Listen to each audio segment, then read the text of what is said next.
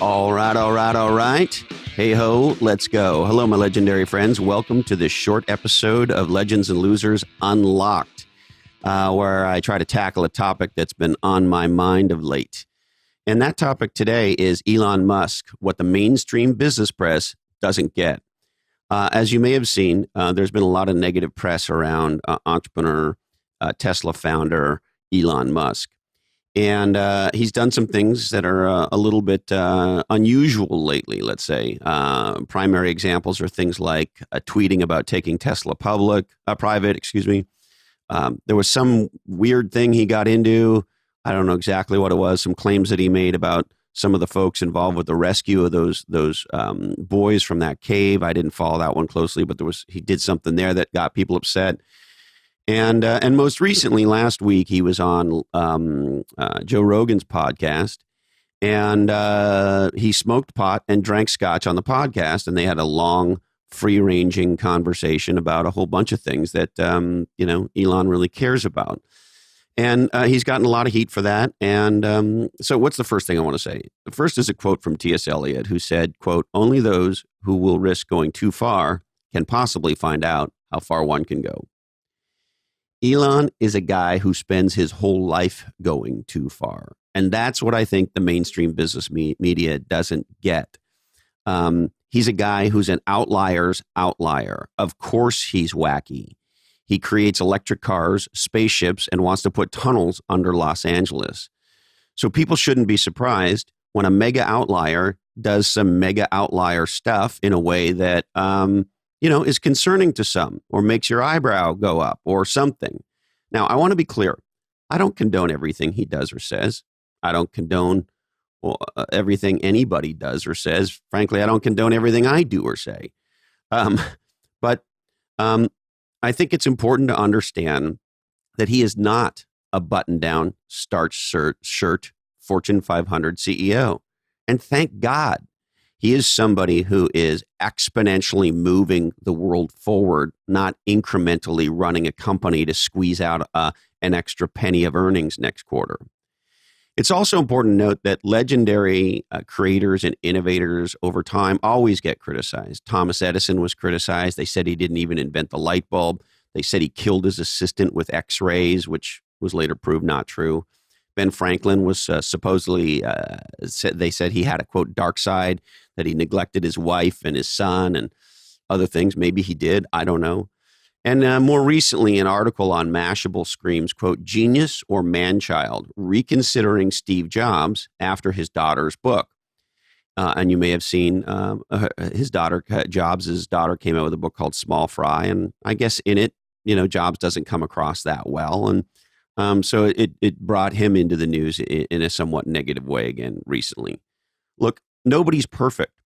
And these geniuses, these people who take big risks, are by definition unique, by definition strange. They are doing things that are exponential, not incremental, and they're going to upset some people. They push the edges. That's what they do. On episode 72 of Legends and Losers, Cameron Herold, who's been called the CEO whisperer, says that if you look at the list of attributes for entrepreneurship and bipolar, they're virtually identical. I found an interesting article on startupgrind.com, headline, "Genius in Madness, 72% of entrepreneurs affected by mental health conditions." And they go on in that article, and you can check it out in the show notes if you want at legendsandlosers.com. They go on in that article to say researchers have found that 49% of entrepreneurs surveyed were dealing with at least one. They call it a mental illness. I don't think that's a helpful term. I think it's called a mental difference, but what do I know? Anyway, they say that are dealing at least with one thing such as ADD, ADHD, bipolar disorder, addiction, depression, or anxiety. And that about 1/3 of entrepreneurs struggle with two or more of these things. So look, what am I saying? People who do things that are exponential by definition are different. And you can't be more of an outlier than Musk. He's the real life Tony Stark. And frankly, most entrepreneurs I know are kind of wacky, and most CEOs I know are kind of wacky. We shouldn't expect these people to be normal. They're not. They're geniuses. And sometimes they're controversial. And by definition, they're rule breakers. And weird. One of my favorite quotes is that Hunter S. Thompson quote, when the going gets weird, the weird turn pro. Now, look, sometimes being different, being weird might lead you to make some mistakes. Maybe Elon has made some mistakes. That's very possible. I'm just saying that people should not be surprised when outliers do mega outlier stuff. Now, again, I want to be 1,000% clear. I'm not advocating anything illegal. That's a whole other thing. That's not what I'm talking about. And I'm also not saying that his genius or the genius of anyone else gives them a free pass to do illegal stuff. That's not what I'm saying. What I am saying is don't be surprised when he pushes boundaries.